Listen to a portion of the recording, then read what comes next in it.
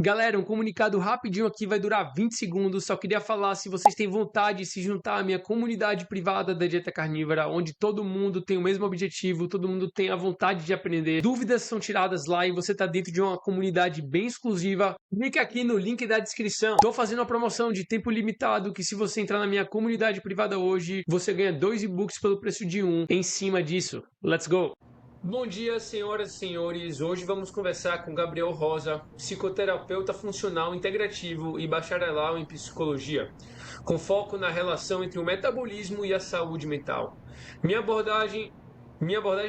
A abordagem dele une neurociência, nutrição e comportamento para tratar de disfunções psiquiátricas de forma humanizada. Atualmente, ele é pós-graduando em adequação nutricional e homeostase, tem participações em cursos de neurociência pela UFSC e Faculdade de Medicina de Ribeirão Preto, maravilha, além de formações internacionais pela Associação Americana de Psicologia no Hospital McLean, já ouviu o Jordan Peterson falar dele, que explora o metabolismo, o papel do metabolismo na saúde mental. Gabriel, bem-vindo. Fico muito feliz que você pode estar aqui com a gente. Muito obrigado pelo convite, Antônio. Espero hoje poder contribuir com seus ouvintes, com o seu projeto e desmistificar muitas coisas que existem a respeito de saúde mental para instruir as pessoas, de fazer com que elas possam tomar decisões de maneira mais assertivas para buscar caminhos resolutivos de recuperar a sua saúde mental. E isso a gente não ouve muito, né? Caminhos resolutivos para recuperar a saúde mental. A gente vai falar disso aí mais tarde. O que eu gostaria de começar falando é sobre o porquê você entrou nessa rota de psicologia metabólica, né? Com certeza a maioria das pessoas tem um porquê e provavelmente aconteceu ou com você ou com um amigo seu. Eu sei que é verdade que a maioria dos psicologistas usam um remédio como primeira ou até única linha de tratamento, né?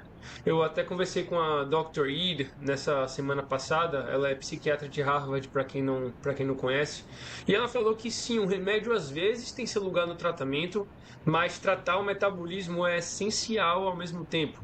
Então eu queria saber aí, o que é que começou a você a ter essa noção de chegar na teoria metabólica da psicologia? Bom, eu acredito que todo mundo que conseguiu encontrar um sentido para a sua vida só foi possível a partir de experiências pessoais. Então, eu tive experiências com terapêuticas medicamentosas em tratamentos psiquiátricos, eu presenciei familiares que passaram por tratamentos terapêuticos também com a psicofarmacologia convencional. E ainda, além disso, no início da minha vida eu tive uma série de complicações com problemas inflamatórios, então eu tinha muita otite de repetição, eu tinha faringite, e todo final de semana praticamente eu estava passando mal com gripe, coriza e dor de ouvido. Na época, a terapêutica administrada era o uso crônico de antibióticos e aquilo, de certa forma, quando eu fui crescendo, eu comecei a me questionar quanto a essa terapêutica, inclusive quando eu me deparei com as consequências a nível de saúde mental com o uso crônico de antibióticos, por exemplo. E aí, estudando, eu fui começar a entender a relação da nutrição com essa sintomatologia que era tão crônica e tão frequente na minha vida. Então, rinite crônica, dores de ouvido, como eu te falei, e O que chegando é na dito nutrição. como normal, né? Normal, exatamente. E um uso muito banalizado de antibióticos, farmácias vendendo antibióticos que, em tese, por lei, só podem ser feitas a partir de prescrições, vendiam a livre comércio, sem as prescrições. E aí eu fui entender que era uma reação inflamatória do meu corpo.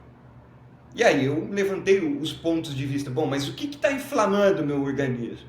E aí eu fiz algumas mudanças da minha dieta e simplesmente eliminei, nunca mais tive isso. Mudança simples, tirei leite, tirei glúten da minha vida e nunca mais tive nenhum tipo de sintomatologia. Então quer dizer, isso foi uma frente que me fez questionar que existia uma forma de utilizar a alimentação para tratar a saúde metabólica. Então isso foi antes de faculdade, isso foi quando eu tinha lá os meus 7, 8, 10 aninhos, e aí com 14, 15, 16 eu fui estudando e melhorando o meu estilo de vida. Ok, resolvi entrar para a faculdade de psicologia. Na faculdade de psicologia eu fui motivado a cursá-la porque eu queria achar mecanismos resolutivos para tratar aquilo que a gente chama de transtornos psiquiátricos, seja depressão, ansiedade, pânico, burnout, TDAH. E ao longo de 4 anos estudando, eu absolutamente não tive nenhuma resposta de como eu poderia, na prática, tratar os meus pacientes. Obviamente, como tu disse ali no início, a psicologia em si, ela não se propõe a usar medicamentos, é a psiquiatria. Os psicólogos, de uma maneira geral, eles não têm habilitação para prescrever remédios psiquiátricos. Então, fazendo só esse adendo para o pessoal que está ouvindo, é os psiquiatras, médicos com residência em psiquiatria, que têm a habilitação para prescrever remédios. Mas os psicólogos trabalham em parceria com os psiquiatras, né? Existe uma relação ali de colaboração muito importante para que a gente tente achar caminhos resolutivos. Mas ao longo de 4 anos, em resumo, eu não pude encontrar casos de sucesso nos tratamentos em saúde mental. E aquilo me incomodava demais, porque eu fiquei 4 anos estudando e eu não ouvia relatos nem dos pacientes, dos meus professores, muito menos dos projetos que eu fazia. Você falou, eu fui fazer curso de neurociência na USP, na UFSC, e eu não escutava absolutamente nada sobre existe um caminho com um protocolo de início, meio e fim que gera remissão de sintomas. Então, quer dizer assim, dentro dos tratamentos em saúde mental, é quase que escasso a gente falar em remissão completa de sintomatologia. O que a gente mais vê na prática clínica e que eu, enquanto aluno da Georgia Ed e do Christopher Palmer, que são 2 integrantes aí, representantes americanos da psiquiatria que estão fazendo um trabalho brilhante nos Estados Unidos, foi o seguinte: numa das aulas dela, ela falou assim, ó, eu passei 25 anos da minha carreira enquanto psiquiatra trabalhando apenas com manejo de sintomas adversos de remédios psiquiátricos. Eu olhei aquilo, com os meus míseros 2 anos de experiência, ela falou 25 anos tratando pessoas, e chegou nessa conclusão. Eu falei, cara, é por aqui, não tem, eu vou aprender com ela, pô. Ela passou 25 anos tentando, e eu entendo que ela tenha sido muito genuína nessa troca dela de 25 anos, tentando de fato, mas ela se deu o direito de pensar criticamente a respeito das terapêuticas convencionais.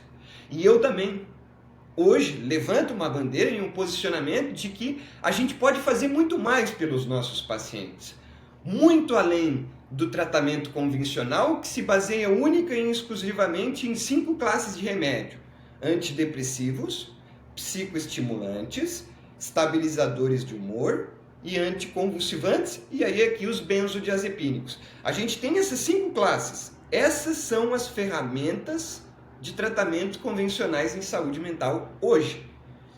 E aí eu comecei a praticar a minha clínica e cada vez mais começou a aumentar o número de pessoas me procurando do tipo: Gabriel, eu tomo remédio psiquiátrico há mais de 5 anos, eu só piorei desde quando eu comecei a me tratar com esses remédios, seja ansiolíticos, antidepressivos, estabilizadores de humor, eu ganhei peso, eu comecei a sentir mais fadiga. Gabriel, em resumo, eu estava sobrevivendo. E eu te procurei porque eu ouvi você falar que existem outras alternativas, que a gente pode sim usar de nutrição, de suplementação, de otimização metabólica. E isso começou assim, ó, Antônio, muitas pessoas. Comecei a receber relatos, depoimentos. Cara, eu estou desesperado, Gabriel. Eu tomo remédio há mais de 10 anos e eu não sei o que fazer. Porque a única solução que me oferecem é mudar a dosagem ou a classe de remédio. Então eu saio do antidepressivo para o benzodiazepínico, do benzodiazepínico eu vou para o psicoestimulante, do psicoestimulante eu vou para o hipnótico, que eu não consigo mais dormir. E eu falei, poxa, eu não vou falar mal disso aqui, mas eu preciso entender a única evidência que para mim importa. Porque isso aqui as pessoas precisam estar muito claras. A evidência que importa é a evidência anedótica, a experiência do paciente. Não tem estudo científico que vai ser mais efetivo em descrever a experiência de alguém que está fazendo tratamento de saúde mental do que a própria experiência da pessoa. Ele paga uma consulta comigo e ele está desesperado, ele está em sofrimento. Então eu tenho que ouvir aquele sofrimento como assim, essa é a evidência que eu preciso de que esses tratamentos de fato não estão auxiliando de maneira resolutiva os pacientes, pô. É unânime. O relato é unânime, cara. Chega a ser bizarro na prática clínica. E aí eu fui me questionando de maneira crítica, fui buscando conhecimento fora, de forma autodidata, porque na graduação não tive nenhum acesso a esse conhecimento, e ainda por cima, de maneira mais importante, eu fiz participações em programas de pós-graduação, inclusive, como você falou, no Hospital de McLean dos Estados Unidos. Aí sim, a gente vê um status quo de estudo muito mais avançado. Os psiquiatras estão buscando utilizar o metabolismo para tratar condições de saúde mental, mas no Brasil, UFSC, que é a maior universidade de Santa Catarina, Universidade de Medicina de Ribeirão Preto, USP, uma das maiores do Brasil em termos de produção científica, eu não tive acesso a isso, pô. Eu conheci todas as linhas de pesquisa do programa de pós-graduação do campus de Medicina de Ribeirão Preto e não tive acesso a isso. Óbvio, tem produções científicas maravilhosas. Quando a gente vai olhar, é um polo muito efetivo em pesquisas com propriedades canabinoides e doenças neurodegenerativas. Eu reconheço, sim, o valor da produção científica brasileira, mas a gente está muito, muito, muito atrasado nesse sentido assim. Bom, 99% dos pacientes que têm condição de saúde mental têm disfunção metabólica.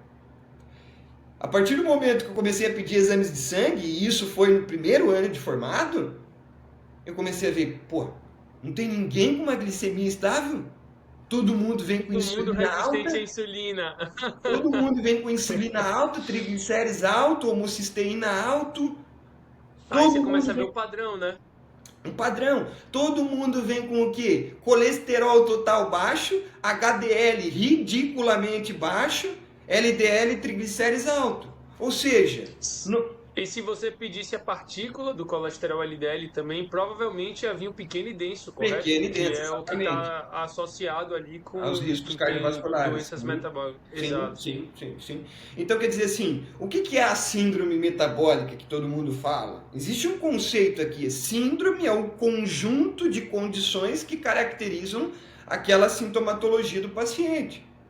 Eu nunca vi ninguém que tinha um diagnóstico psiquiátrico não ter um pano de fundo de saúde metabólica extremamente destruído. Por quê? Porque o tratamento convencional destrói o metabolismo. E aqui eu não estou falando dos hábitos das pessoas, que a gente vai entrar nessa seara, obviamente, da SAD, né, da Standard American Diet, da dieta padrão. Eu estou falando do tratamento convencional. Então, se eu pego antidepressivo, se eu pego benzodiazepínico, psicoestimulante, estabilizador de humor, todos eles vão ter respostas metabólicas. Todos eles vão fazer a pessoa ganhar peso, todos eles vão alterar o pH estomacal e contribuir para a precária absorção de micronutrientes, para a desbiose intestinal. Então, eu comecei a entender assim, caraca, tem o seu papel? Pode ter o seu papel, mas mesmo nessa afirmação, precisa ter muito cautela para calcular risco e benefício de administrar uma intervenção dessa, porque mais para frente a gente pode falar do quão difícil é para as pessoas saírem da terapêutica convencional e acreditarem psicologicamente que o alimento pode ser extremamente mais potente do que essas terapêuticas. É um medo inconsciente, coletivo nas massas, seja nos profissionais, seja nos pacientes. Ou seja, E é por isso que a gente posta conteúdo por isso que a sobre gente isso. posta conteúdo todo dia, não é uma apologia. Porque hoje essa ideia do dualismo, né, de que sempre vai existir a polaridade entre os extremos, então vai ter de um lado o carnívoro e do outro lado o vegetariano, vai ter de um lado aquele que defende a terapêutica com remédio psiquiátrico e vai ter do outro aquele que não defende. Mas espera, a gente quer achar o meio, o equilíbrio. Porque de fato a única proposta é auxiliar as pessoas. Porque eu, quando conheci a tua história, eu falei assim, cara, esse cara, ele era um forte candidato para cair dentro do cartel farmacológico. E para ficar anos tentando achar uma solução, porque você, na sua bio, na sua história, você disse que tinha sintomas de TDAH, tinha sintomas de desânimo, enxaquecas constantes. Então, quer dizer assim, se você tivesse passado por qualquer médico da família, seja aí nos Estados Unidos ou algum psiquiatra, o que ia acontecer? No mínimo 2, 3 diagnósticos psiquiátricos com um receituário aí, no mínimo 2 tipos de remédio, um ansiolítico, um antidepressivo e quem sabe um remédio para dormir. Isso não aconteceu ou aconteceu? Eu não sei a tua história na íntegra. Eu pensei que eu tinha déficit de atenção. Eu pensei que eu tinha. Ou eu queria que eu tivesse.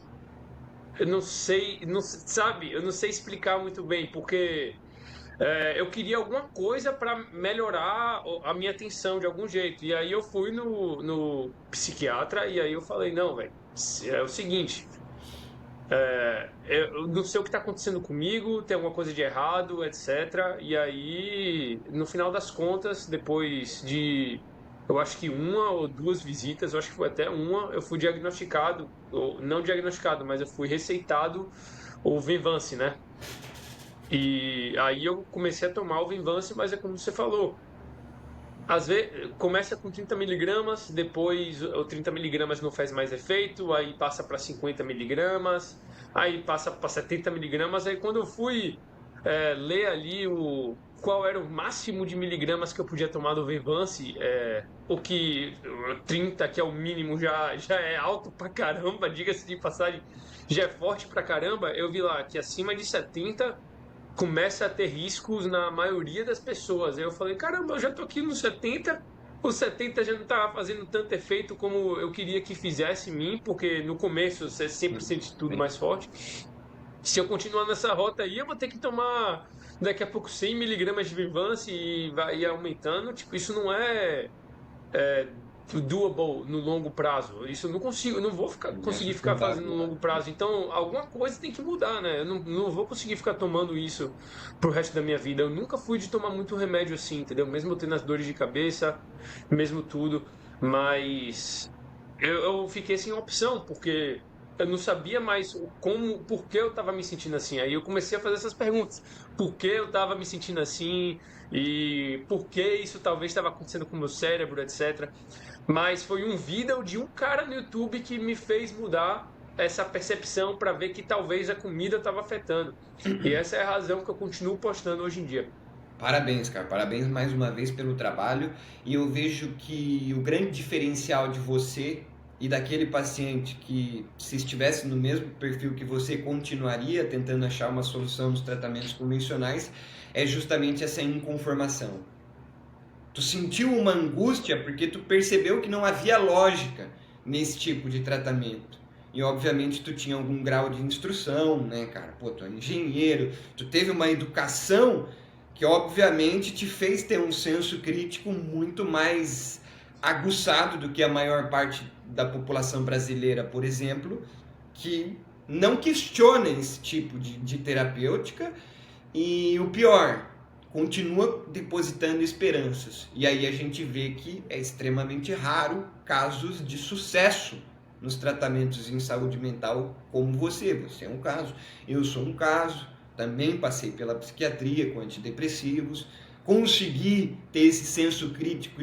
Bom, no segundo dia que eu tomei eu já estava me tremendo todo, suando frio, a boca seca, não conseguia mais ter relação sexual. Comecei a ficar depressivo por isso. Piorou ainda mais a minha depressão. Porque, de fato, o antidepressivo tira toda a sensibilidade das genitálias. Tem casos na literatura de pessoas que perderam cronicamente, permanentemente, a sensibilidade às genitálias. A própria Georgia Ed fala que os 7 anões da psiquiatria são os 7 sintomas colaterais mais comuns, que é sonolência, ganho de peso, sensação de estar dopado, a pessoa ela perde o brilho, perde a cor, literalmente, ela não fica corada. Tu olha para uma pessoa que toma múltiplos medicamentos psiquiátricos, tu vê que ela não tem a energia vital. E aqui para os mais estudados, ela não tem produção de ATP, adenosina trifosfato. Todo remédio sintético vai afetar a mitocôndria. Acabou, não existe isso. A molécula sintética ela é produzida a partir de petróleo, pessoal, de combustível fóssil. Né? E aí aqui a gente pode ter uma história de por que a medicina mudou tanto. Eu tive que estudar para estar aqui hoje falando para vocês, porque vocês têm os afazeres de vocês, vocês precisam ter uma história clara e concisa. O Antônio falou aqui para mim. Agora, a minha dúvida era por que isso estava acontecendo com o meu cérebro? Pera, vamos analisar essa ótica mais de perto. Hoje, quando a gente vai falar de transtorno psiquiátrico, a gente vai ter uma teoria amplamente divulgada no mundo de que as causas, ou melhor, a principal causa que explica qualquer tipo de transtorno psiquiátrico é um desequilíbrio bioquímico no sistema nervoso central. Isso é inquestionável. Em todos os livros de neurociência que a gente pegar, livro do Beer, livro do Eric Kandel, de princípios de neurociência, a gente vai ver que existe um forte apelo a essa ideia de que o transtorno psiquiátrico é causado por desequilíbrio bioquímico. Tá, espera. É uma teoria, como a teoria da evolução. Nunca foi provado de que um transtorno psiquiátrico é causado por um desequilíbrio bioquímico no cérebro. Mas e por que essa teoria ela foi amplamente divulgada, Gabriel? Vamos voltar na história para entender. 1910, família Rockefeller nos Estados Unidos. O que a família Rockefeller detinha enquanto monopólio? Standard Oil. Então os caras eram dono da indústria petroquímica. Como que a gente pode usar esse monopólio que está nas nossas mãos para diversificar o nosso leque de produtos? A gente pode fazer plástico. Por que vocês acham que a roupa, a cueca de vocês, tudo é de poliéster hoje em dia?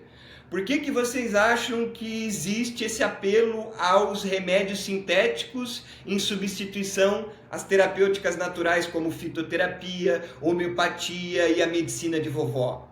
Por que tudo isso virou pseudociência e charlatanismo?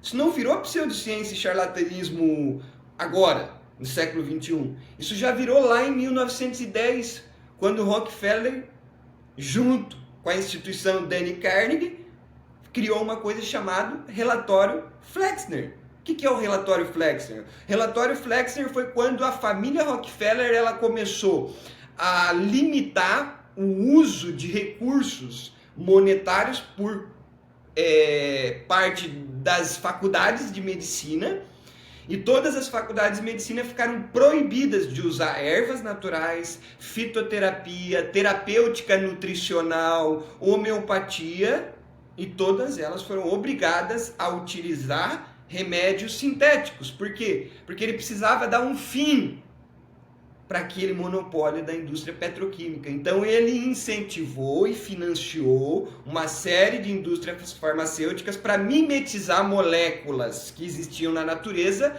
a partir de petróleo, que era a indústria dele. E aí, paralelamente a isso, olha como as peças vão se juntando. A gente vê a indústria dos óleos vegetais, que era a antiga Procter & Gamble. Gamble, que lançou o Crisco, que foi o primeiro óleo vegetal. 1911, primeiro óleo vegetal. 1910, relatório Flexner, incentivando todas as faculdades a usar remédio sintético. E em paralelo a isso, a gente vê a Monsanto. A Monsanto, ela é uma indústria produtora de inseticidas, Então, quer dizer assim, para produzir óleo vegetal, eu preciso de alguma coisa que faça com que o meu plantio aumente drasticamente a produção e mate as pragas. Então, a gente vê um apelo muito forte, inclusive da própria família Rockefeller, influenciando toda a mudança dietética no mundo, substituindo as gorduras naturais. Os antigos, então, eles armazenavam, a geladeira dos antigos era banha, porra. Não existia geladeira. Onde que a gente vai armazenar a carne e a comida para não estragar? Dentro de latas com gordura animal. Porque a gordura animal tem essa propriedade antifúngica, antibacteriana, ela isola e protege, conserva todos os alimentos. Então, olha como as peças vão se unindo. Aí a gente responde, por que que essa teoria do desequilíbrio bioquímico ela foi amplamente divulgada? Por que que o transtorno psiquiátrico é explicado a partir do desequilíbrio bioquímico? Porque é somente essa explicação que faz a gente acreditar na terapêutica convencional, na psiquiatria. Se perguntar para qualquer profissional que prescreve esse remédio, ele vai te diagnosticar falando assim, você tem uma condição genética que faz com que o seu cérebro produza, aqui todas as explicações resumidas, menos serotonina, menos dopamina ou muita dopamina. Então, quais são os transtornos que se caracterizam aqui por deficiência de serotonina, que já é uma teoria extremamente refutada.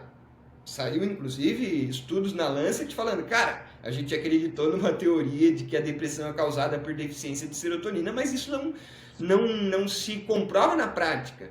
Hoje existem várias frentes, desde desbiose intestinal, problemas tireoidianos que não são descartados, e na minha prática clínica eu vejo que todo paciente que chega com diagnóstico psiquiátrico tem problema tireoidiano. Então, quer dizer assim, depressão, deficiência de serotonina, TDAH, deficiência de dopamina, esquizofrenia, bipolaridade, sintomas psicóticos, excesso de dopamina. Então, é só a gente criar uma teoria de que se eu administrar um remédio que aumenta a serotonina, eu vou estar corrigindo a causa daquele transtorno. Se eu administrar um remédio que diminui e bloqueia os receptores de dopamina e, obviamente, diminui a concentração de serotonina, de dopamina na fenda sináptica, eu vou estar tratando a causa da bipolaridade, a causa da... Mas não é bem assim, né? Não é bem assim porque sempre tem um caminho de ida e volta quando você toma remédio. Então, o que pode estar acontecendo em uma coisa pode estar desencadeando outras 10 ao mesmo tempo no seu corpo, porque você não sabe se essas outras 10 vão desencadear mais coisas e vai virar um problema exponencial no futuro, correto? Sim. E Gabriel, o que é que você indica para seus pacientes no tratamento metabólico? Tipo, você entendeu qual era o problema, você entendeu por que talvez os pacientes não estavam melhorando, e aí quando você tinha 1 ano de formado, você começou a atuar, né, depois de fazer alguns cursos, pelo que eu me formei, já comecei a atuar, já, logo depois. E você já estava nessa ideia de que o convencional não estava funcionando 100%, e aí você já começou com o tratamento metabólico, correto? Perfeito, mas fui aprimorando. O que é que você indicava? Você foi aprimorando com o tempo. E aí, o que é que você indicava para seus pacientes nesse tratamento metabólico? Você já dava remédio logo de cara ou você fazia alguma coisa diferente assim? Eu não posso dar remédio, né? Eu não posso dar remédio, como a gente disse ali, é só o psiquiatra. Verdade, não é verdade. Mas você indicava para o psiquiatra, parceiro seu, para dar o remédio ou você tentava outra coisa antes? Não indicava. Eu só comecei a indicar para psiquiatra quando eu achei um psiquiatra que falava a mesma língua que eu, e hoje é o que acontece, trabalho com nutricionistas, com psiquiatras, inclusive psiquiatras que trabalham na clínica do Dr. Vitor Sorrentino, muito conhecido no Brasil. Sempre tive receio, porque eu já sabia o que ia acontecer se eu indicasse para qualquer profissional da psiquiatria. E aí eu comecei por experiência própria, na minha vida antes disso, aplicar. Eu fui estudando, eu falei, putz, cara, essa tal da dieta cetogênica, eu quero fazer. Porque como eu falei lá no início da live, eu fui administrado muito antibiótico. E existe hoje uma associação muito grande com o uso crônico de antibióticos e desenvolvimento de transtornos do neurodesenvolvimento como o TDAH. E eu me percebia tendo sintomatologias muito parecidas com isso que a gente chama de TDAH. E fui buscando na literatura, em estudos, eu falei, cara, vou aplicar isso aí, eu vou começar a fazer dieta cetogênica, eu vou começar a fazer jejum para entender o que rola. E eu lembro até hoje, a primeira vez que eu fiz jejum, associado já na dieta cetogênica, que eu comecei a sentir o efeito. Parecia que eu tinha usado alguma substância psicoativa, porque a leveza no corpo era tanta, eu andava, eu me sentia leve, eu pensava, parecia que eu tinha passado, sabe como antigamente o computador travava, a gente passava borracha na placa para fazer o computador voltar? Cara, era tipo isso, os pensamentos claros, límpidos, sem preocupação, conseguindo dar tempo ao tempo, pensar de forma encadeada, sem um pensamento já encadeado no outro e aquela montanha russa de hiperatividade. Eu falei, cara, isso aqui é muito poderoso, muito. E aí eu virei um assíduo, comecei a fazer muito jejum. Hoje em dia sou adepto, faço 4 vezes no ano jejum de mais de 80 horas. Então quer dizer assim, eu fui entendendo o como eu precisava recuperar a minha saúde metabólica que foi destruída enquanto eu não tinha autonomia para tomar as decisões, então na minha infância, e depois, enquanto eu tomei o controle da minha saúde, falei, cara, preciso corrigir os danos. E aí eu fui entendendo. Hoje, na minha prática clínica, o que mais funciona, é óbvio, isso vai depender da individualidade de cada caso, mas é impossível. Como eu te disse, 90% das pessoas chegam com síndrome metabólica. Como que eu vou tratar a síndrome metabólica se eu não reduzir carboidrato dessa pessoa? Se eu não olhar para a dieta dela e falar, pô, olha só, vamos fazer um cardápio alimentar aqui para ver como que você se alimenta. E aí a pessoa vai me listando. E aí eu vou explicando fisiologicamente, lá no básico, né? Glicemia alta, produção de insulina, hipoglicemia de rebote, e aí eu vou explicando como isso acontece de 6 a 11 vezes, porque segundo a FDA, a gente precisa ter porções aí entre 6 a 11 porções por dia de alimentos extremamente glicêmicos e insulinêmicos, e aí eu vou fazendo toda essa psicoeducação para a pessoa, ajustando a dieta dela, olhando porque a gente precisa de suplementação, porque não adianta somente eu mexer na alimentação se eu não entender que ela está com o fígado intoxicado. O fígado dessa pessoa está comprometido. Então, quer dizer assim, se eu botar ela numa estratégia que tem um aporte de gordura maior, como que vai haver a conversão e a metabolização dessa gordura se o fígado está estagnado, se ela não produz bile no fígado, né? Como que eu vou baixar o triglicérides? Como que eu vou baixar a insulina? Pô, insulina de 20, 25, 17.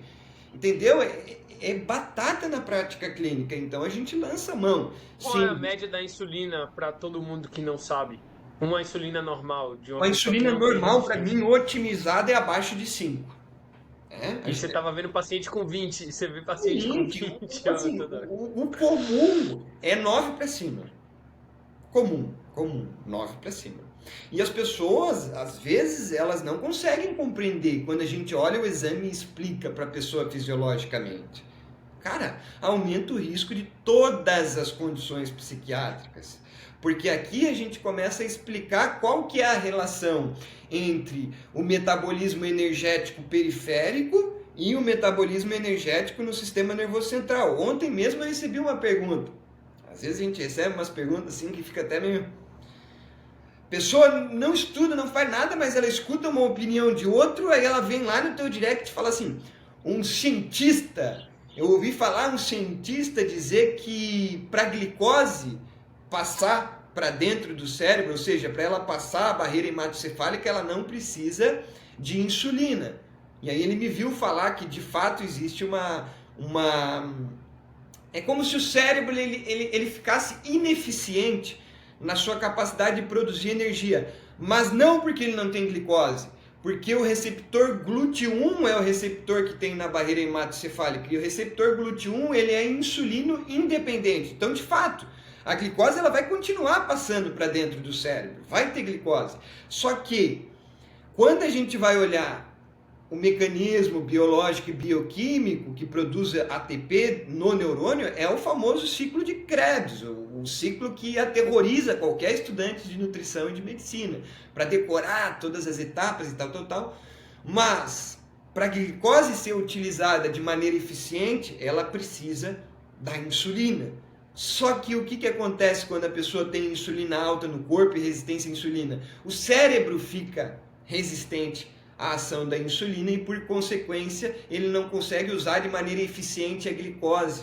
E aí isso vai gerando neuroinflamação. E a neuroinflamação está na base de todos os transtornos psiquiátricos, como também a produção de espécies reativas de oxigênio. Então, se a gente fosse dividir aqui os transtornos psiquiátricos em depressão e sintomas psicóticos aqui, bipolaridade, esquizofrenia, o próprio autismo, a gente vai ver que aqui desse lado o componente principal é oxidação e aqui desse lado depressão é inflamação.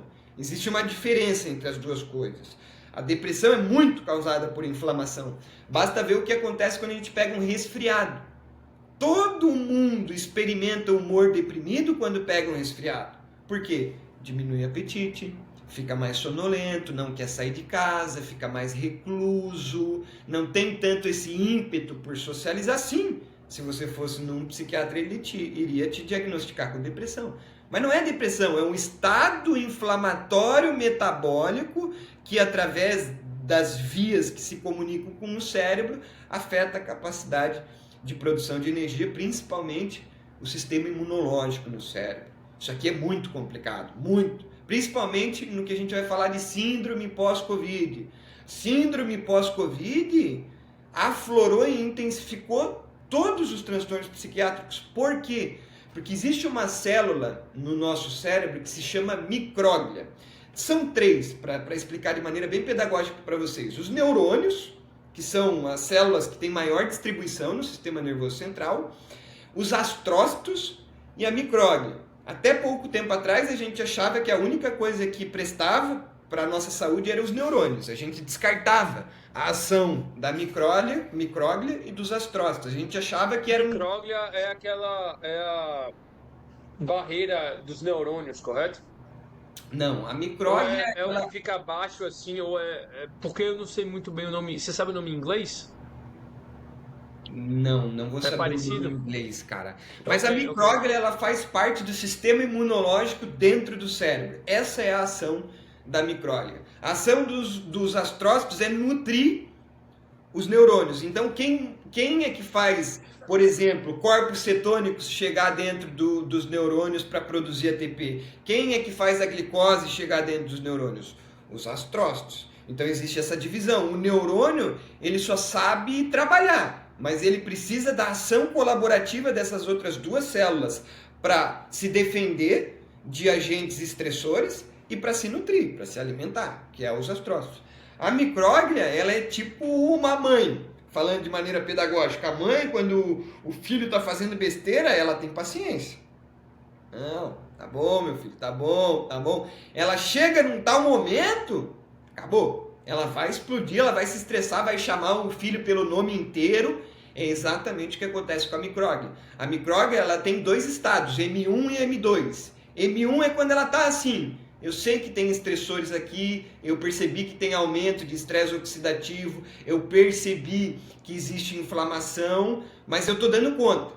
Chega um momento que a inflamação e a oxidação do cérebro é tanta que ela ativa o estado M2. E esse estado é extremamente perigoso para mudar a experiência psicológica da pessoa, para ela ter sintomas psicóticos, para ela ter sintomas de demência, porque de fato ela causa uma liberação massiva de citocinas inflamatórias, porque esse é o papel do sistema imunológico. O sistema imunológico trabalha liberando substâncias e moléculas inflamatórias para agir sobre o patógeno ou o agente estressor. Isso acontece muito pelo estresse crônico, pela dieta ocidental, principalmente aqui pelo excesso de ácido linoleico comparado com o ômega 3, EPA e DHA. Tem muito nos óleos vegetais, correto? Esse ácido linoleico, exatamente. A pior coisa que eu vejo, Gabriel, é uma criança comendo doce desde pequeno, velho. muito doce em festa, em picolé, Problema. brigadeiro, bolo. Você vê, a gente não só foi moldado pelo Procter Gamble e Sim, pelos Rockefellers sim, lá de 1911, mas a cultura também, ao longo do tempo, veio se adaptando a um very high carb, high sugar, sim. alto em carboidrato, alto em açúcar, em tudo que a gente faz. Então a comemoração é coca, refri é para comemoração, brigadeiro, bolo. Então, isso aí, quando eu vejo uma criança todo dia comendo chocolate, eu fazendo isso, eu fico, caramba, velho. Tudo faz sentido agora, porque eu começo a ligar também com o que com o jeito que eu me alimentava quando eu era criança, que era realmente Sim, sim. cereal. Era gostoso pra caramba, o Nescau cereal era Chegava gostoso, nas mas pô, festas de aniversário que tinha aquela brincadeira do balão cheio de bala, os pais vinham e cheio de estouravam. Eu bala. já botava a camisa assim, ó, pra fazer uma cesta e cair tudo as balas, tá ligado? Você já viu o meu vídeo que eu fiz no Halloween aqui nos Estados Unidos? Não cheguei a ver, Antônio. Bizarro, de Eu certo, né? peguei. Exato. Aí eu peguei e falei: quer saber? Nesse ano no Halloween, ao invés de dar doce para as crianças, eu vou fazer um bocado de carne, eu vou cortar em pequenos pedaços, vou ir pra rua e vou oferecer para as crianças. Aí eu cortei, fiz os mini hambúrguerzinhos, cortei assim, aí eu fui lá pra rua, as crianças foram uma loucura, velho. E o jingle era Tomahawk ou Travessuras? Meat or treat, carne ou travessura. Aí todo mundo foi loucura, acabou rapidinho esse vídeo aí, explodiu. Da Tem mais de hora, cara, que 400 da mil hora. views, eu acho, muito da hora, velho. Mas, Gabriel, então você falou que o paciente chega em você, você consegue ver nos exames de sangue que muito psicólogo já não pede exame de sangue, né? Não, não, Você nenhum, vai. nenhum pede. Eu não conheço nenhum que pede, entendeu? Você vai e pede, vê que o paciente tem talvez um problema metabólico, ou talvez não, com Com certeza, certeza. porque os números estão lá, né? Sim. E aí, a partir daí, como você segue a sua, o seu tratamento, Perfeito, perfeito, o seu dia lá perfeito. com o paciente? Como eu disse, inicialmente é orientação dietética. Não tem como, porque a gente pode lançar mão da suplementação.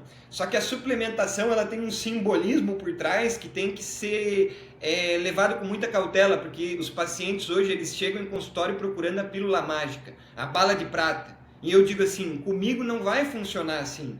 Porque não adianta, por exemplo, eu identificar que você tem problema de fígado e te passar N-acetilcisteína e antioxidantes, se eu não olhar para tua dieta e ver, cara, tu tá comendo muito xarope de milho rico em frutose. E essa é a principal causa de esteatose hepática não alcoólica. Hoje as pessoas não sabem, mas a maior parte dos transplantes de fígado não é pelas pessoas que bebem. É a esteatose hepática não alcoólica da pessoa que toma suco de laranja todo dia, que consome produtos de panificação que estão cheios de xarope de milho rico em frutose. Há Cheio. 50 anos atrás nem tinha esse nome, né? Esteatose hepática Não não alcoólica, alcoólica. exatamente, Não, só exatamente. existia em alcoólatra.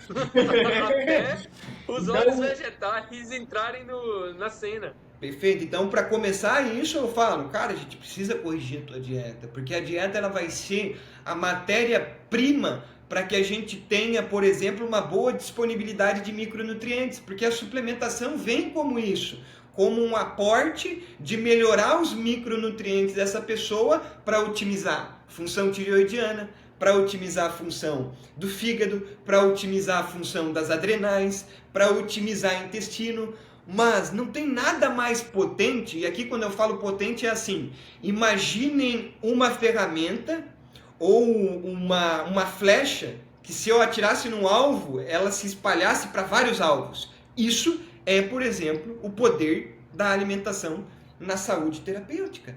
Ela Quais atinge. dietas você indica mais? Começa por low carb, né? Não tem. Mas, Uhum. como todos vêm com insulina alta, glicemia instável, etc., excesso de peso, a gente vai, por exemplo, seguir protocolo do Atkins para as pessoas que estão querendo emagrecer de forma mais acelerada. Então, no início a gente faz uma restrição maior, até mesmo porque eu vejo que hoje existe uma coisa que é o quê? Hiperativação imunológica, não por alergias. É muito comum a gente ver intolerância à lactose, a gente vê celíacos, tá? Mas o que eu vejo é o quê? Pessoas que têm incompatibilidades alimentares. O que é isso? Imaginem, pessoal, que a nossa boca, ela é um filtro. A boca é o principal órgão do sistema imune, se vocês não sabem. Por quê? Porque a gente consome em média de 20.000 a 40.000 toneladas de comida ao longo da vida. Imaginem se a minha boca não conseguisse tolerar essa quantidade de comidas ao longo da vida, o que não aconteceria com o meu sistema imune, o que não aconteceria com a minha saúde. Então, quer dizer, eu vejo muitas pessoas que perderam a tolerância oral. Hiperexposição a laticínios, hiperexposição a glúten. Eu digo assim, retirar leite, laticínios e glúten deveria ser considerado um tratamento psiquiátrico. Deveria ser diretriz de tratamento psiquiátrico. Hoje a gente sabe que glúten induz psicose. Psicose induzida por glúten.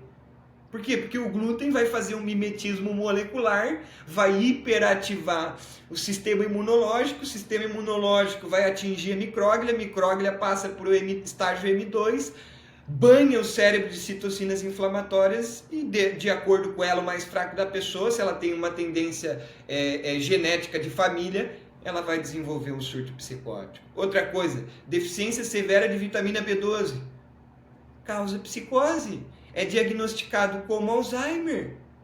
As pessoas não entendem que deficiência de micronutrientes de forma crônica causa alterações permanentes e muitas das vezes irreversíveis.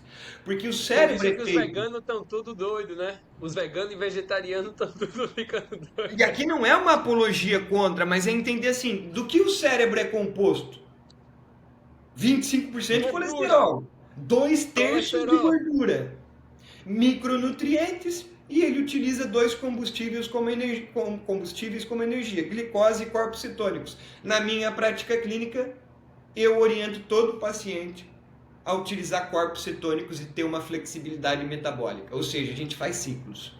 A pessoa não precisa ficar numa dieta restrita para induzir corpos cetônicos o resto da vida. Ela tem que ter essa flexibilidade metabólica que os nossos ancestrais tinham. Então, quando eles encontravam fontes de alimentos mais glicêmicos, eles estocavam energia e eles tinham essa capacidade realmente de converter o carboidrato em triglicéridos ao ponto de armazenar isso como energia para a posteridade. Mas não é o que acontece. Hoje o triglicérides está alto porque a pessoa se empanzina de carboidrato.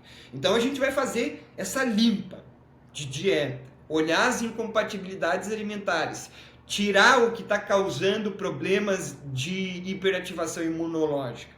Limpou isso, melhorou a síndrome metabólica, porque às vezes isso leva tempo, cara.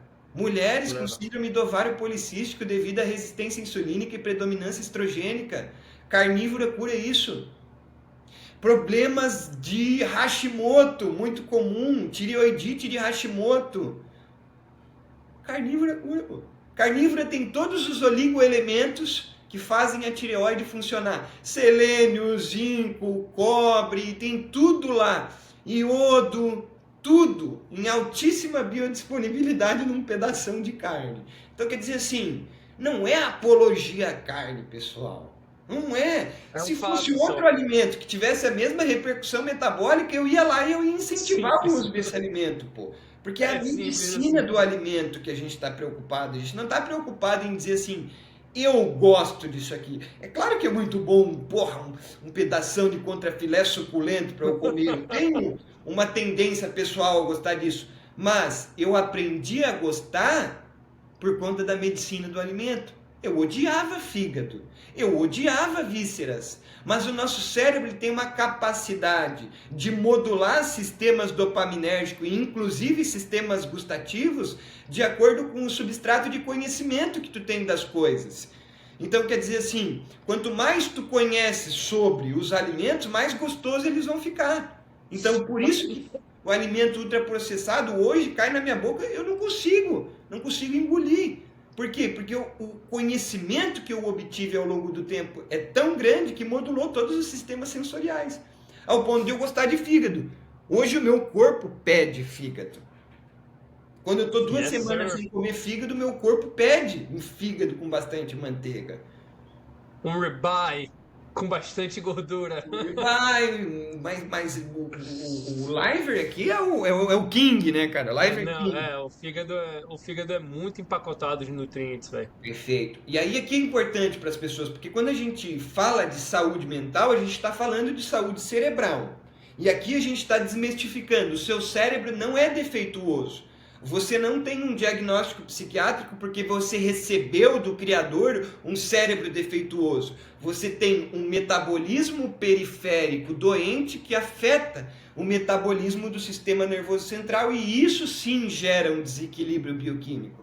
Você não nasceu com um desequilíbrio de serotonina, de dopamina, não. Você nasceu com tendências a ter um metabolismo mais suscetível a depletar de maneira mais rápida a dopamina, como é o caso das pessoas que têm polimorfismo da enzima CONT.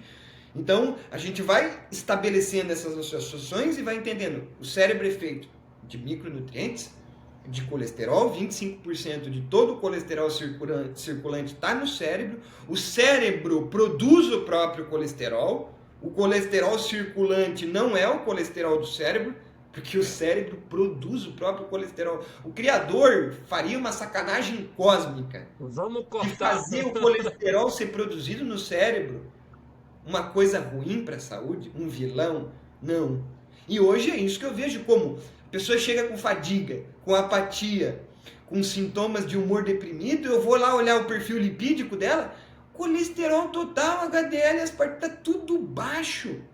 Ou seja, um grande professor, um grande mestre meu, o Dr. Laí Ribeiro, ele cunhou um nome que é o seguinte: hoje a população tem uma coisa que eu chamo de deficiência lipídica. E de fato, as pessoas têm deficiência de lipídios. E isso afeta a capacidade do cérebro de funcionar de maneira adequada absurdamente, pessoal. O impulso elétrico entre um neurônio e outro, ele se movimenta de maneira eficiente a partir de um isolante que existe entre um neurônio e outro, que se chama bainha de mielina. Essa bainha de mielina ela é produzida por, Gabriel, gordura, colesterol. O que acontece quando essa bainha de mielina começa a se degenerar? Parkinson, problemas de tremores, própria questão da epilepsia, a esclerose múltipla. Esclerose múltipla tem a ver com problemas neurodegenerativos. Exato. Problema lipídico. Tem um filme lindo, Óleo de Lorenzo, baseado em fatos reais. Tem um outro filme da Mary Morrow, que é Tudo Pelo Meu Filho. Esse Tudo Pelo Meu Filho é da dieta cetogênica, que curou o filho dela, que tinha 20 crises epiléticas, refratária ao tratamento, não tinha mais solução.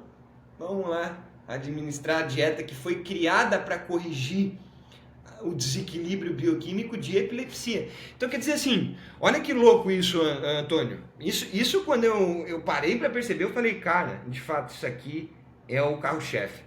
Porque o que a psiquiatria faz? Hoje a gente está vendo um movimento muito grande de neurologistas e de psiquiatras andando muito juntos.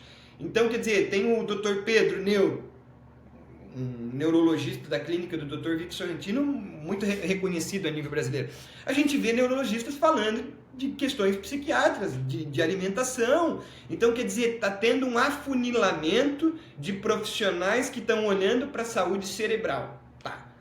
Mas o que quer dizer com isso, Gabriel? Eu quero dizer que a psiquiatria utiliza remédios da neurologia off-label. O que é isso? Vamos lá. Utilizar um remédio de maneira off-label é utilizar o remédio não para aquilo que ele foi criado. Ou seja, existe um remédio que foi criado para tratar convulsão, epilepsia. Mas eu vejo que ele tem uma ação terapêutica no transtorno bipolar. Tanto é que existe hoje muitos anticonvulsivantes que são administrados para tentar estabilizar o transtorno bipolar. Então existe um intercâmbio de remédios neurológicos dentro da psiquiatria. Muitos diagnósticos psiquiátricos usam anticonvulsivantes para tentar tratar os seus pacientes. Tá, mas então vamos analisar a lógica. Existem inúmeros casos, há mais de 100 anos a gente já sabe que para epilepsia refratária ao tratamento, o tratamento padrão ouro é dieta cetogênica. Tanto é que a dieta cetogênica foi criada por um médico que se propôs a buscar alternativas para as crianças e pessoas que ficavam incapacitadas. Imagina ter 15, 20 crises no dia. O como isso afeta a capacidade da pessoa de ter confiança, de viver socialmente. E aí esse médico viu que alimentar o cérebro com corpos cetônicos equilibra a neurotransmissão glutamatérgica, que tem a ver com o excesso de descarga elétrica que gera as crises convulsivas. Russell Isso Wilder, aqui, só para terminar o raciocínio, isso é unânime, pessoal. Pega um paciente, seja pediátrico ou adulto, que tenha convulsões e administra dieta cetogênica, a pessoa vai largar os remédios e nunca mais vai ter crise. Aí eu me questionei, tá, a psiquiatria está usando um monte de anticonvulsivante. Por que não a gente usar a dieta cetogênica ou qualquer tipo de intervenção nutricional que estimule a produção de corpos cetônicos na psiquiatria, pô? Eles já estão fazendo isso com os remédios. E mesmo assim não tem dado efeito? Vamos pegar essa intervenção que é uma bala de prata e aplicar nos diagnósticos psiquiátricos. E hoje a gente está vendo estudos com os transtornos mais bizarros, mais complicados, como esquizofrenia, bipolaridade, sintomas psicóticos. TDAH mesmo é batata. Bota na dieta cetogênica, acabou. Não existe mais sintoma de hiperatividade e desatenção. Tu é um caso, eu sou um caso, eu tenho vários pacientes. Batata. Então, pessoal, eu estou aqui hoje contribuindo para o projeto do Antônio para trazer esse senso crítico que a gente precisa ter em relação. Não estamos aqui falando mal necessariamente de remédio, mas estamos aqui tendo a consciência de que os remédios destroem o metabolismo da pessoa e no longo prazo aquela sintomatologia que foi paliativamente manejada pelo remédio psiquiátrico devido aos seus estragos metabólicos vai se intensificar. Que é isso que a gente vê no longo prazo, quando a gente pega um paciente que está tomando remédio psiquiátrico há 10, 15 anos. A gente vê que houve uma progressão no sentido de piora dos sintomas muito grande. Não tem como eu pegar e negligenciar esses fatores metabólicos do uso crônico de remédios psiquiátricos.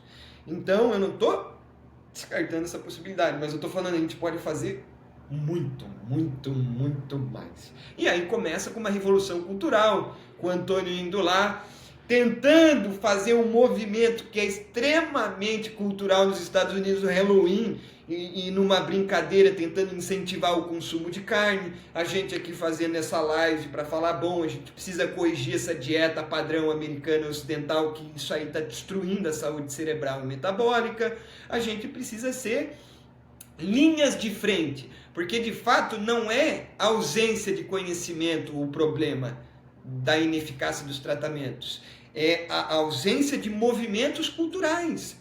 A gente precisa ter mais gente forçando o Estado, mais gente forçando as políticas públicas para que isso mude a nível nacional. Nos Estados Unidos é isso que está acontecendo. Os cientistas estão todos se unindo e forçando o Estado a fazer mudanças nas políticas públicas para que a população tenha uma saúde digna e humanizada.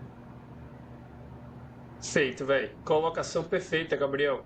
Uma coisa também comentar sobre o colesterol é que ele é um precursor para vários hormônios, como a testosterona, o estrogênio, You name it. Então, não só o que o Gabriel falou, mas o colesterol é muito importante também para a produção de hormônios. E aí é esse pensamento crítico, né, que você está falando que você teve, não só sobre se a dieta cetogênica é usada para epilepsia e talvez pode ser usada para outras coisas também, como em qualquer tipo de coisa que está acontecendo com a nutrição hoje em dia, tendo esse pensamento crítico, a gente consegue perceber que talvez tenham outros meios da gente chegar no caminho que a gente quer. E para Perfeito. finalizar, Gabriel, com chave de ouro, conta aí pra gente alguns casos de pacientes que você viu que melhoraram com um tratamento alimentar melhor.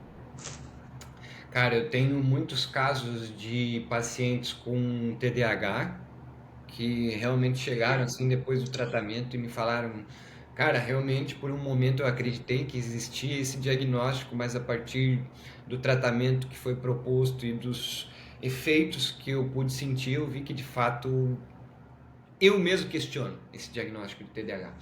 Outros casos, né, cara, é bipolaridade. Bipolaridade é um transtorno dentro da psiquiatria que é um dos mais complexos de manejo, porque a pessoa ela oscila muito entre euforia, mania, gasta muito, bebe, fica impulsiva, faz negócio, compra, fica compulsiva, come demais e vai pro vale da depressão. Então a vida é muito debilitante desse tipo de transtorno. E na minha prática eu tenho exemplos realmente de pacientes que conseguiram ter melhoras absurdas na estabilização do humor, simplesmente fazendo, sabe o que, cara? É impressionante. Estabilizando a glicemia. Porque enquanto eu não estabilizar a glicemia, eu não vou conseguir equilibrar a bioquímica que está na base dessa oscilação de humor. Qual é a bioquímica que está na base? Excesso de glutamato.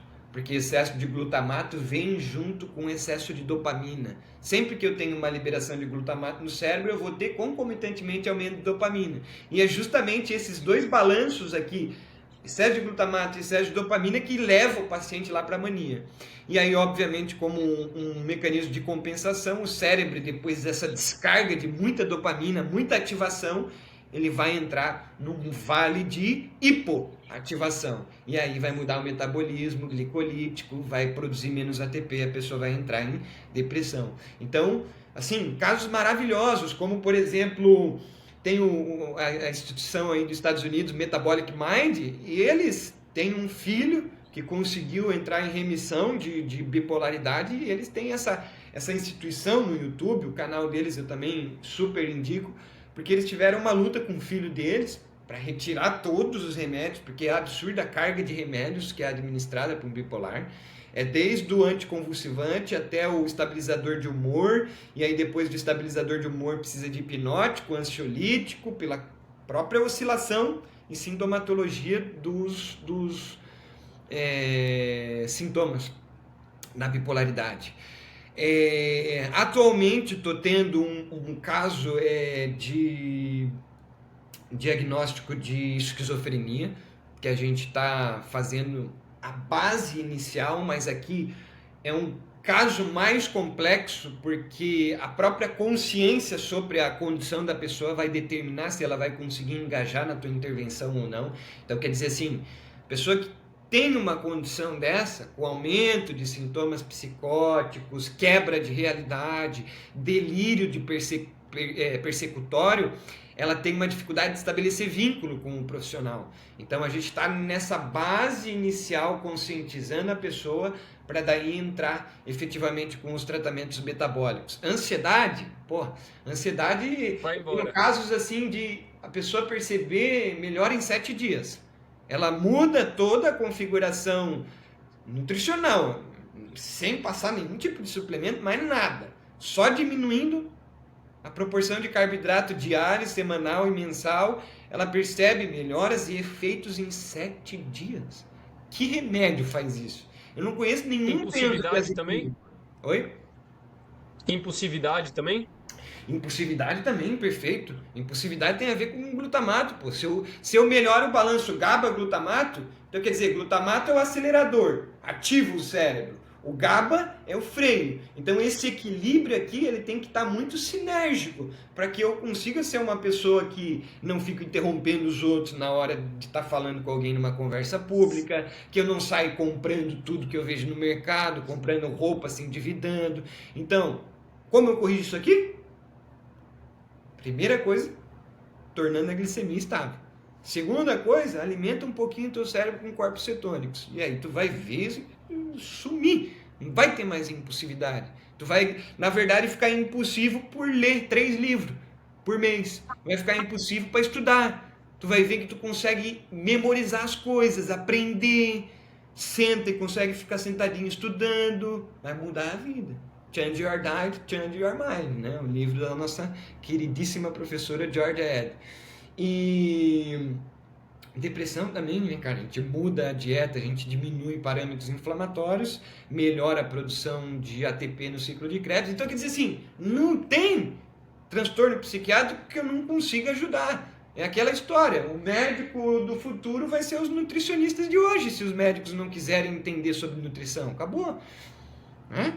E aí eu mais uma vez agradeço, cara, o convite. Foi uma conversa muito bacana, cara. Eu sabia que, obviamente, teria o nosso viés de ter experiências pessoais com esse estilo de vida, mas eu acredito que a gente conseguiu ser imparcial e mostrar que o nosso objetivo aqui não foi fazer apologia a um determinado estilo de vida, e sim dar valor à terapêutica embutida por trás de tudo que a gente falou aqui, desde alimentação, suplementação. A gente não chegou a falar muito sobre sono, etc., outras intervenções, mas amplamente aqui, tudo que foi falado, se vocês buscarem conhecimento que tem na internet, não haverá necessidade de remédio psiquiátrico, muito menos de diagnóstico psiquiátrico.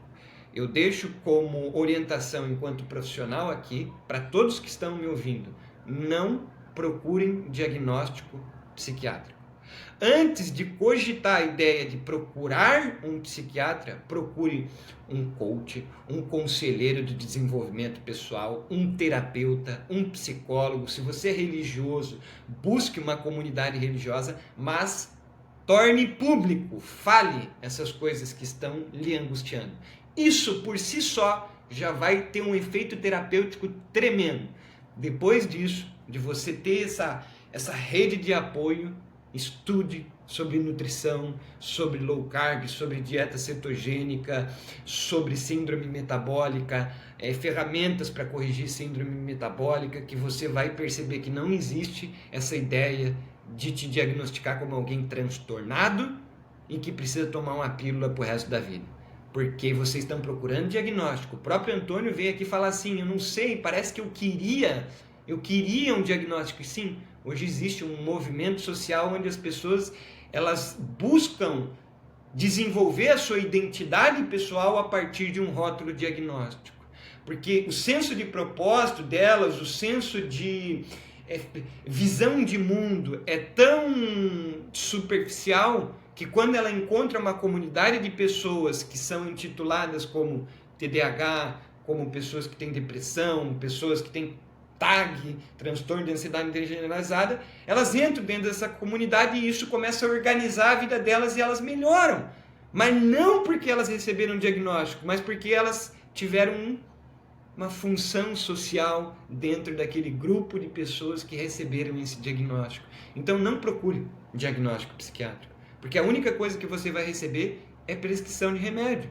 E vocês viram aqui hoje na live que isso pode ajudar assim, agudamente e de forma muito questionável, muito questionável. Porque hoje eu trabalho fazendo desmame de remédio psiquiátrico. Hoje é uma das frentes do meu trabalho. Eu corrijo toda a parte metabólica, todinha. Quando o paciente está 100% metabolicamente saudável, eu começo um desmame gradual de remédio psiquiátrico. E vocês não têm noção, pessoal, o quão delicado é tirar remédio de pessoas que tomam há anos. Porque existe um médico, não vou lembrar o nome dele, mas ele falou assim, ó, não tem como eu bloquear uma enzima ou um receptor e esperar bons resultados no longo prazo. E é isso que acontece. A gente bloqueia receptores, recaptadores de serotonina. Então a gente bloqueia a enzima que recapta a serotonina para aumentar a concentração de serotonina para, em tese, corrigir depressão. A gente bloqueia receptores D2 de dopamina para diminuir a concentração de dopamina e dizer que a gente está curando, por exemplo, bipolaridade, esquizofrenia. Então todos os remédios eles vão mexer nesses receptores do cérebro. E isso é muito sensível, porque existem dois mecanismos. Mecanismos de down regulation e up regulation dos receptores no sistema nervoso central. Então, por exemplo, se eu falar para você assim, uma pessoa que cheirou cocaína 40 anos da vida dela, eu tenho como afirmar que eu vou ter novamente nascendo receptores novos de dopamina no cérebro dela? Ou seja, vai ter uma regulação para cima de nascer novos receptores de dopamina? Provavelmente vai, via neuroplasticidade, aumentar um pouco, mas não vai aumentar ao estado normal. Por quê? Porque causou danos permanentes e irreversíveis naquela circuitaria, naquele receptor. E é isso que acontece com todos os remédios psiquiátricos. Eles mexem na circuitaria. Então, quantos pacientes me procuram falando assim, eu já tentei várias vezes parar de usar antidepressivo, benzodiazepínicos, e eu tive recaídas severas, Gabriel. Eu tive ideação, eu tive problemas de autoextermínio, lesão, eu comecei a me autoagredir, eu sentia uma angústia dentro de mim, que hoje a gente chama de acatisia, que é um sintoma psicológico gerado pela ausência dessa molécula química lá nesses receptores. Porque os pacientes não são informados de como fazer um desmame. Isso a nível global, não existe diretrizes claras e sólidas de como tirar o remédio. Por quê? Por que existe diretriz de como fazer o paciente entrar, mas não tem como fazer ele sair? Exatamente porque não estão interessados em te ajudar a sair. E eu fui a fundo, estudando instituições fora do Brasil que trabalham com protocolos e criei o meu próprio protocolo de desmame gradual. Nutrindo a pessoa. Eu nunca pensei nisso, velho. Nutre a pessoa. Nunca pensei nessa linha de pensamento, que existe o protocolo para usar cara, os perigoso, medicamentos, mas não tem os protocolos para tirar. Muito perigoso. Porque imagina assim, cara, tu toma uma dose dessa de café aqui, todo dia, há mais ou menos 12 meses. O primeiro dia que tu resolver assim, cara, eu vou cortar o café abruptamente. Então eu tô há 12 meses, 7 dias por semana tomando essa dose aqui de café. E aí eu resolvo, cara, puta, café eu acho que não tá me fazendo bem. Amanhã eu vou acordar e vou zerar total o café. Então eu pego essa dose aqui e eu tiro ela.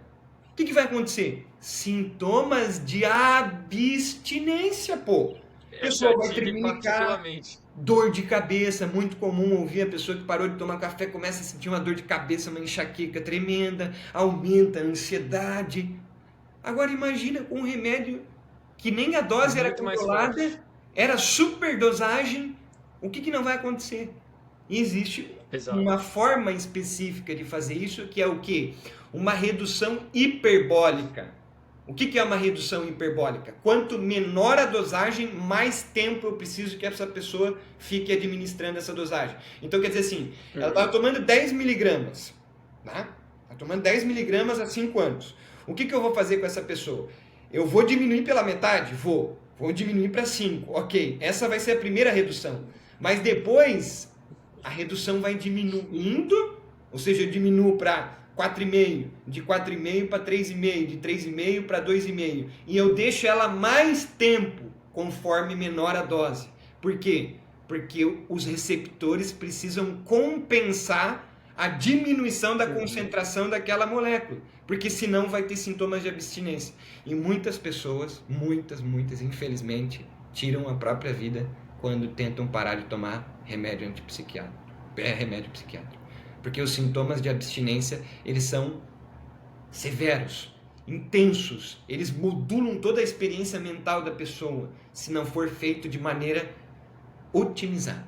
porque a pessoa está desnutrida. Não adianta, eu preciso primeiro nutrir ela, corrigindo a dieta, porque eu vou fazer um desmame abrupto se a pessoa está com insulina de 17, PCR de 1, 2, 3, sendo que o ideal é menos de 0,5. Não tem como fazer isso. Faz o terreno biológico, toda a base. Viu que está 100% nos exames, agora a gente vai fazer parcerias com farmácia de manipulação. Por quê? Porque eu vou precisar da farmácia para ela fabricar a dose para fazer esse sistema hiperbólico. Às vezes a pessoa precisa até fabricar líquido aquela substância. Porque não tem como fazer um comprimido de 0,5 miligramas de sertralina, por exemplo. Aí a gente manda fabricar na farmácia de manipulação líquido, até que ela se liberte dos remédios. Isso é um processo. Tem pessoas que levam Então a anos. gente você alinha o metabolismo, deixa a pessoa perfeitamente metabolicamente saudável, ou no melhor que você pode, e depois você faz o desmame nessa curva exponencial inversa, né? Essa curva Isso mesmo, exponencial resumiu negativa perfeito. É uma ao longo curva do tempo. inversa, exatamente. A redução ela é mais drástica no início e conforme eu vou diminuindo a dose, eu passo mais tempo administrando aquela dose. Maravilha. Gabriel, muito obrigado por estar aqui. Rapaz, foi muita informação interessante. Eu gosto muito desse tipo de informação. Você foi bem detalhado nas suas explicações. Eu particularmente gosto, né? Eu sou mais nerd para essas coisas. Eu particularmente gosto.